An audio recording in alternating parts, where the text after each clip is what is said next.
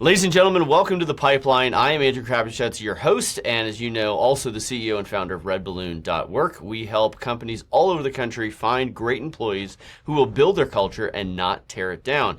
I'm excited today because I get to talk to Sam. And Sam, maybe you can give a little bit more background about who you are, how you got there. Don't talk about your business yet because we're going to jump into that, but maybe everything up to right before you started your current business, YourNews. Sure. So thanks for having me on your show here, Andrew. I'm glad to be here. Glad to see you. Yeah. And so I worked at Lehman Brothers downtown Chicago Okay. years ago. I was in the brokerage business. Did mostly retail. I came to Florida in, I think it had to be 88. It was, and I worked at a couple of boutique firms here. I then started raising capital for private industries, right? So private like companies that are looking to raise expansion capital. Yep. And so I ended up getting into call it the investment banking world, Yeah. where we look for deals and try and find good deals to raise capital for. And, over the course of time, I said to myself, because Andrew, this is the truth, okay? What you find is the hardest thing for any entrepreneur would be raising capital. I don't know if you would agree with that or not, Yeah. but it's like it consumes a lot of your time. Yep. And most people can't do it. And that was the only thing I ever did. You know what I found? Most of the people you raise capital for couldn't execute their own business plans. That's right. They didn't know what to do once they had that Oh capital. my God. Yes. It was like, I work my ass off to supply you the money and you can't do anything with it. And so, then I started to say, well, what the hell am I doing this for? I mean, if I got the talent and, all I need is a business to be Yeah. able to, that is scalable, that, we could work this and I could kind of do both. Right. And so that's how, I ended up here, which is a whole nother story, which, we'll get into, but Yeah. that's who I am in a nutshell. Yeah, that's amazing. And it's interesting because I actually find that raising capital is fairly easy. Partly I have a lot of great relationships, but you're right. I actually think the harder part is not raising capital, it's knowing what to do with it. It's generating revenue. Revenue, I think, is harder than capital raise. It's easy to ask for $1 million investment. It's hard to ask for $1 million contract to provide value because you need to have that kind of value that you're going to be providing to a customer. But that's maybe a topic for another day. So Sam, as you kind of progress and you get to the spot where you're like, hey, I've got the ability to raise capital, but what would I do with it? You founded YourNews. Maybe talk a little bit about that, and then I'd also like you to kind of unpack why YourNews. Why was that kind of the business that you decided I need to take this bull by the horns and run with it? Somebody had brought me a business plan, and I liked it. Okay. And it was a long time ago. And so I said, look, I'm not going to be raising capital unless I'm part of a company and I own equity in it. Yep. And so because of the issue I just discussed with you. That's right. So so this was, what I would have considered something that was a disruptor in the newspaper industry. Yep. I never in a million years thought it would turn into radio and TV too, but it was something, this is going back years ago. I believe that the print newspaper industry was ultimately going to go the way of the dinosaur, and this was when nobody bought that story. I couldn't sell that to anybody. Interesting. But yet I still raised a bunch of money, Yeah. myself. So, we actually funded the first part of that, and we set out to build a platform that would ultimately replace the newspapers, and we failed miserably. And then, if you want to talk about entrepreneurship, I'd love to hear that. Like, why did you Okay. fail miserably? Because we hit every single roadblock you could possibly hit. It was not like I could say, well, they did it this way, let's follow them. We were the pioneers, and there's nobody on planet Earth that did what we did. Yeah. So if you want to know why, I'm the only one doing it. And so, we had to continue moving forward. We put a lot of money in. We ended up I lost 2 partners. I had to pick up another one. Yep. We had to figure out a whole new model because that model that we were doing wasn't working. And then even when we built the new one and I go, oh my God, this is the holy grail. We figured it out. We got it, Andrew. This is it. Yeah. That one imploded too. Yeah. and it was working for years, and then Yeah. it imploded. And then And it and I'm going to imploded. tell you what it was. It was, because we're a hyper local news network, so That's we're right. local to every city. The trick was to get the local news, and how do you get local news and do it cost effectively? So what we did was the same thing that the networks did, like Fox and CBS and ABC have the national with the local affiliates. Yeah. We went out and we brought on independent radio stations that were news stations that Yeah. had a news director and a Yeah. couple, two, three stringers doing news. Now, Yeah. the value prop to them was, if you know anything about radio, radio has a tower, and that Yep. signal goes 25, 50 miles in each direction, whatever the Yep. power is. Yeah. Right. So you have this 50 or 100-mile circumference. And when they sell advertising, 99% of the businesses, and you know this, do business in a 2 or 3 mile radius. So you're not driving 50 miles to go get a piece of pizza, right? No. Or Correct. 100 in some Right. cases. So if there's like, 10,000 businesses in their area, they probably could call on a couple hundred of them. I mean, Right. that's it, right? Right. So what their website was an extension of their signal. So when you tell people go to wabc.com, the same people, right? You Yeah. don't know where they live.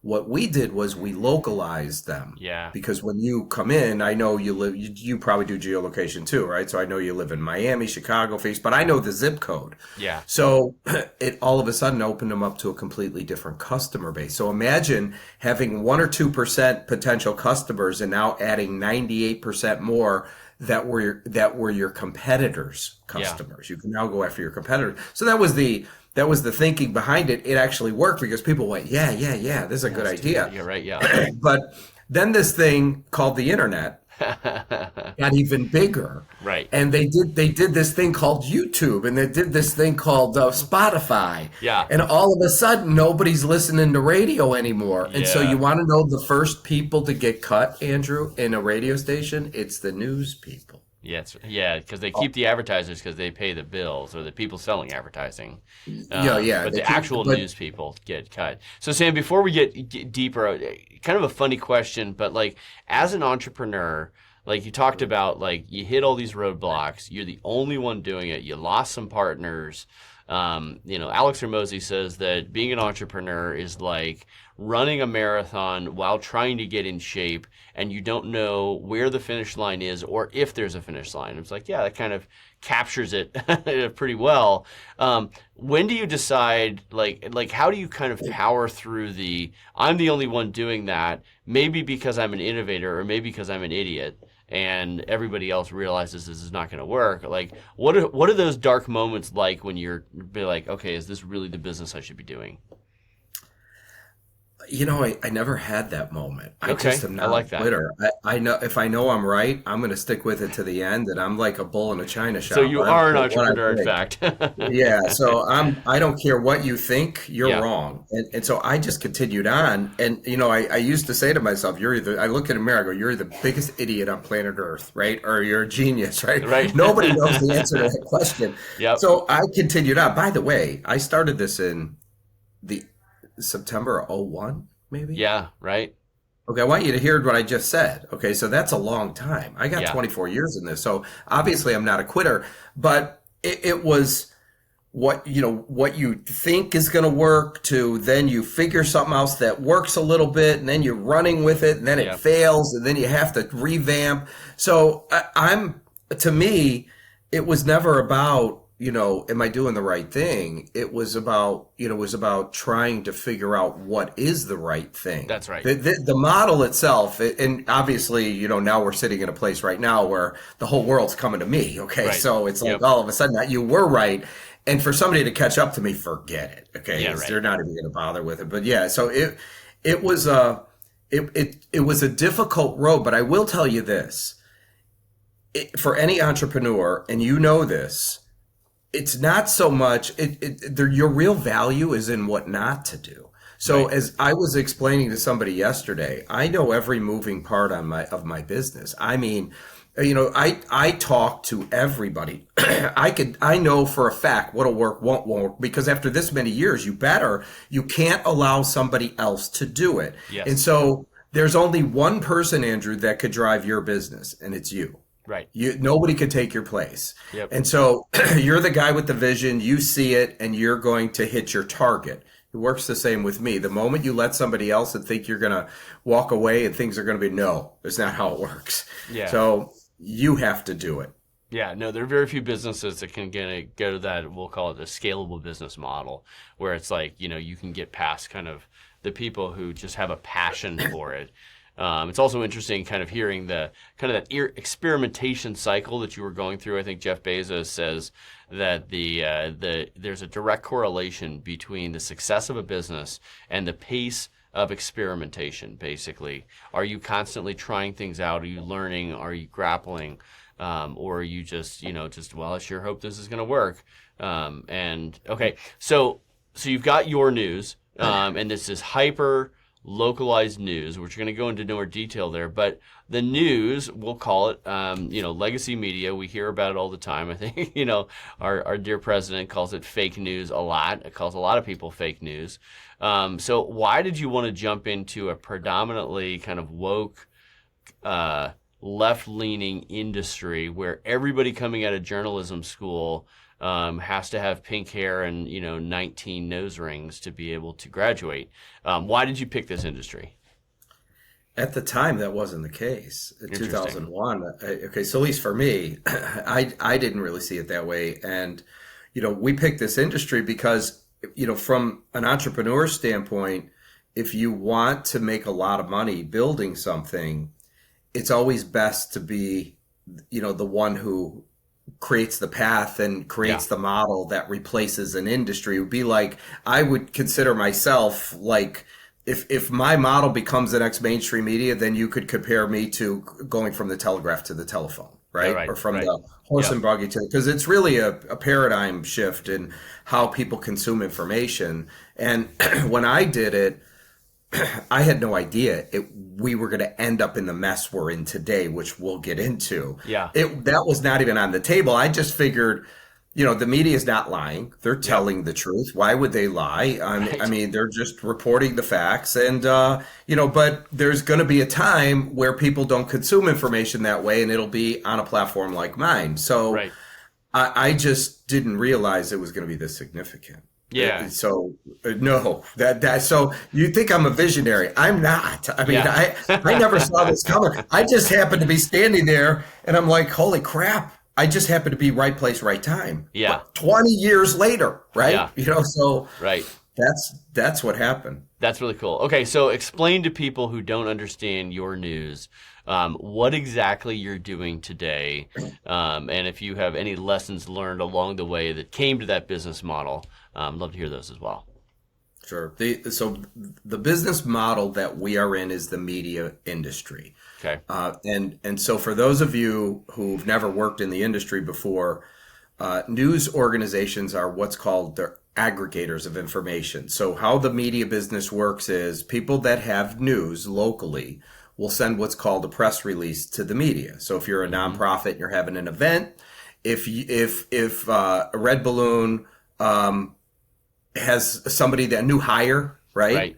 Yeah. You send a press release to maybe different rags or maybe to the media. If some law firm has some new lawyer they just made partner, somebody from the law firm sends a press release to the news outlets. News organizations aggregate that information.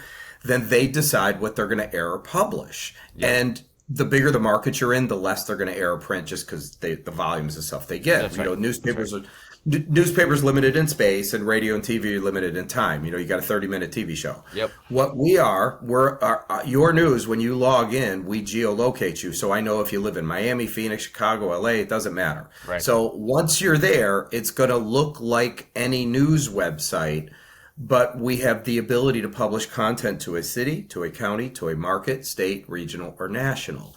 Yep. So because of our scale, we have the ability to print it all. Because it costs me nothing. Right. And we can organize it. So the example, I just got a story in Knoxville, Tennessee. Okay. And that story was entertainment news in the Knoxville market. Markets, by the way, are defined by TV DMAs. Okay. So we're an information aggregator with mega scale. And what we're doing, so keep in mind, this model's not new. It's been around 200 years. Yeah. we're the exact replication of the physical world minus all the print and distribution costs. Yeah. And we have a social component where the public can interact and share in the narrative locally and contribute and post their own news, views, opinions, and classifieds. It's the scale that matters, Right. because we could have a million contributors because we could localize all the content. That's right. There you go. Yeah. And you were telling me, like, you have obviously not full time, but like hundreds or maybe even thousands of part-time reporters who are generating local, or at least reporting on local news and saying, here's what's happening in this zip code or this city all over the country. Is that correct?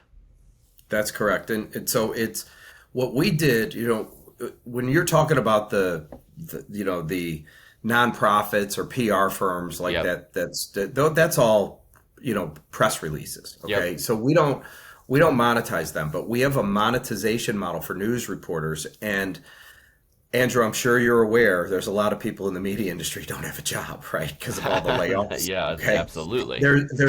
There's no shortage of them. So Yeah. that industry, doesn't matter if it's radio, TV, and print, is really just antiquated.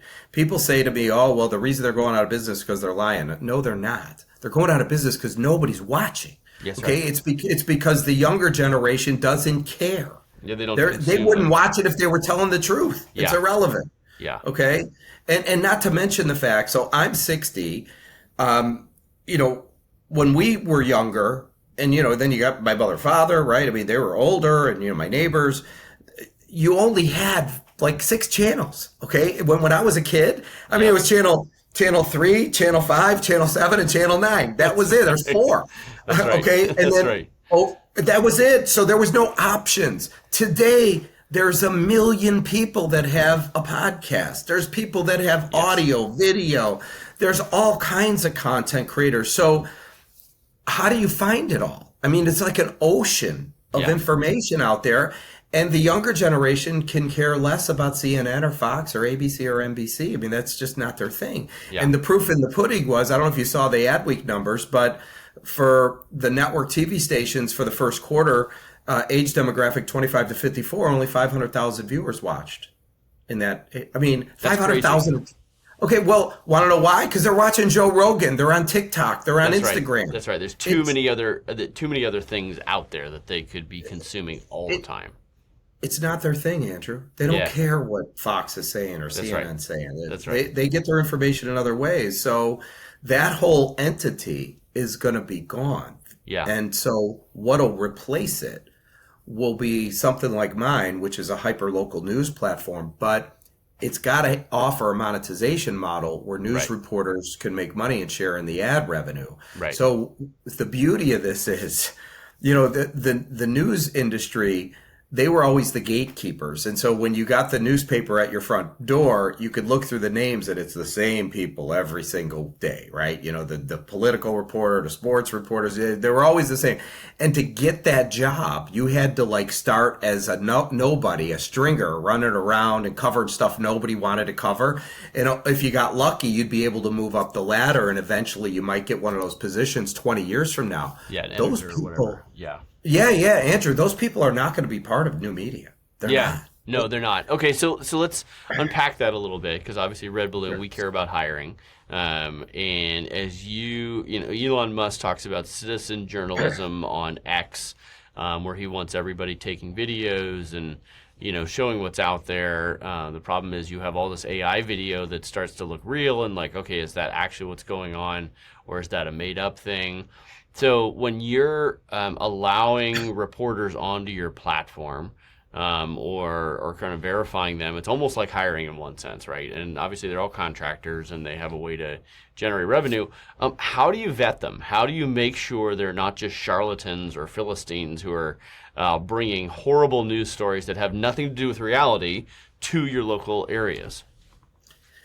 The vetting process is done when they fill out the application. So they have to put in their creds in there, and then they put in a telephone number like LinkedIn, X, wherever they're. So we get to take a look at them. I will tell you so far, Andrew, almost 100% of them are already in the business. Yeah, They're so either they're already in the media business. yeah, so there are students like you could see, he's like a local reporter at the student newspaper, or then Right. you have some people, some people just got out of journalism school, but all of them say journalism or content creators or something like that.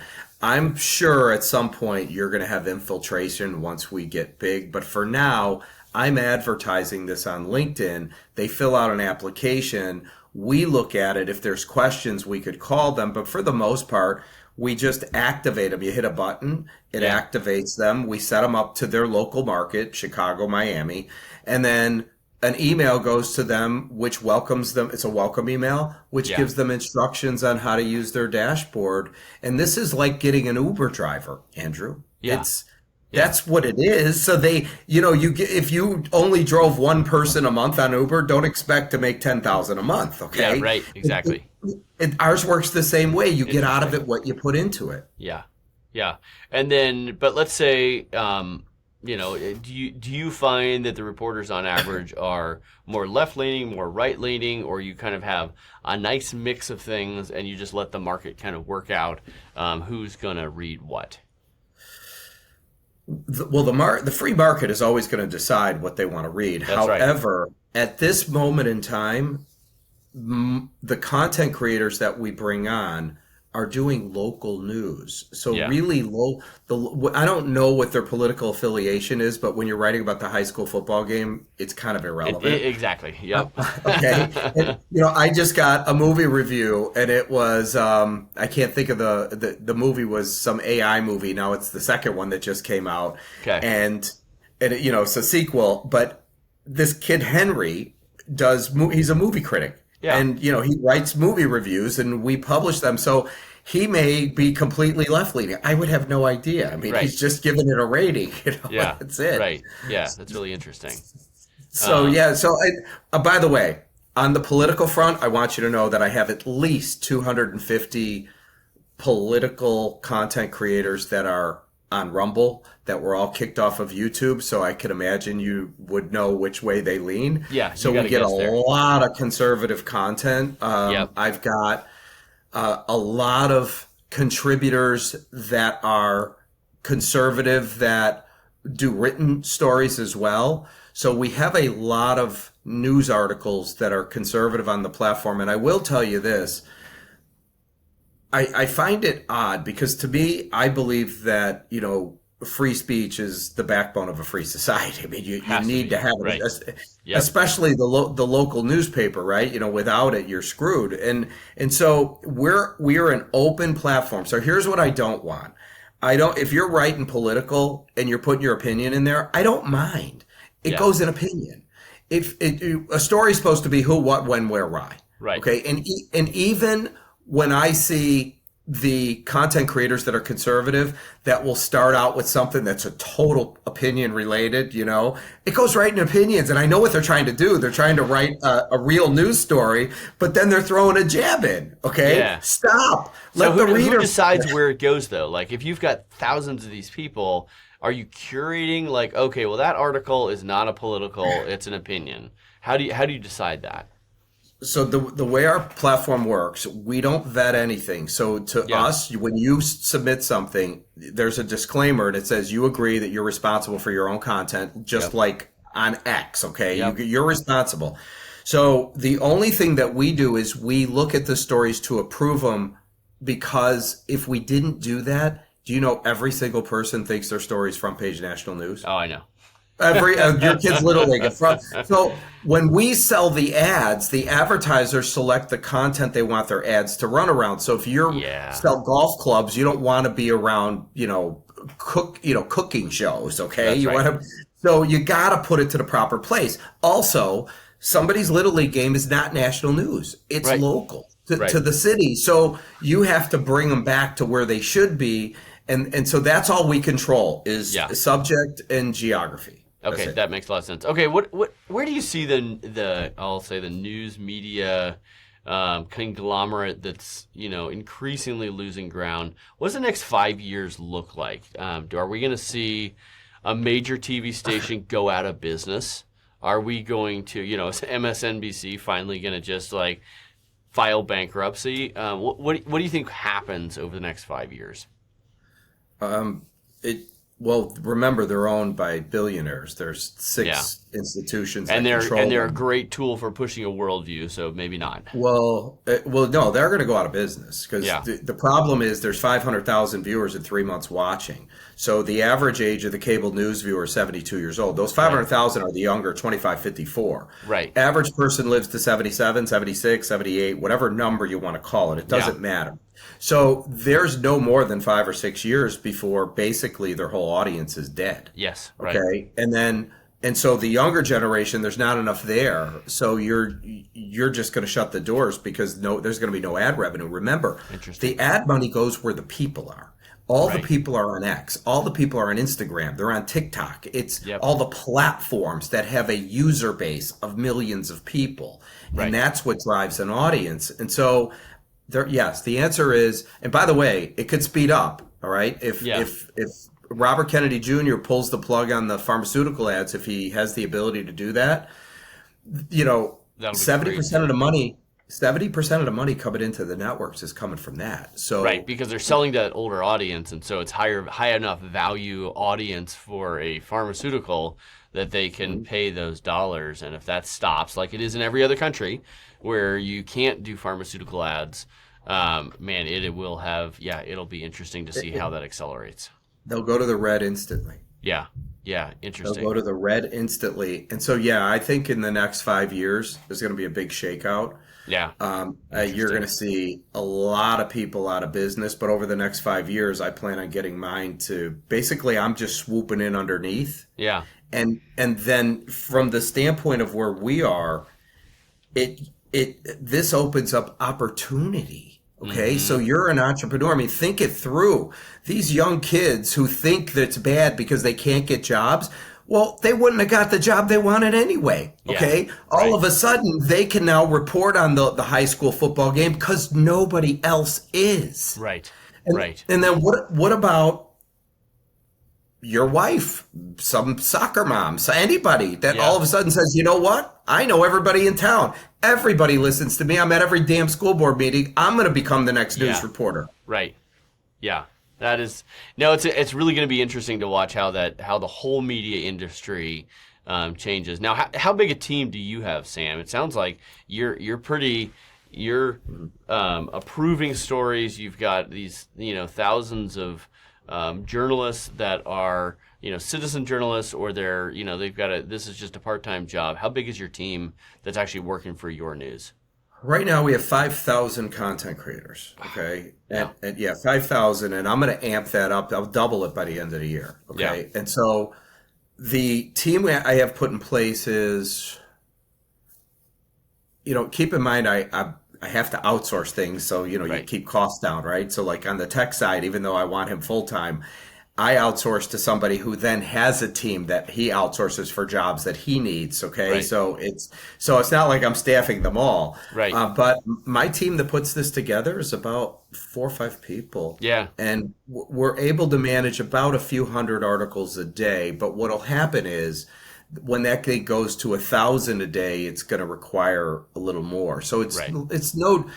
just think Amazon through and how it worked, or Right. even your company. I mean, you're great as long as you don't grow, but the moment you grow, like if you sold one product, Yeah, and, right. you're like, all right, we're good. But then if you sold 1,000, you're like, okay, we're not. Okay, now we've got a problem. Exactly. Yeah, you need exactly. help, and that's where staffing comes in, and more people that Yeah. understand the business. So it's called growth capital, which is the best thing in the world to do, Right. because as you're growing, you'll have needs, and this is Right. why all these companies go to Silicon Valley and get funded. Right. Yeah. No, that makes sense, and it's just interesting that you can have a business that is, kind of a new concept that's disrupting the market. You don't need a massive team. You don't need, $1 billion of funding to be able to get there. This is an opportunity for people to be creative as entrepreneurs and kind of disrupt the market, get a small, agile team around you, and you can do some really incredible things. And I think that's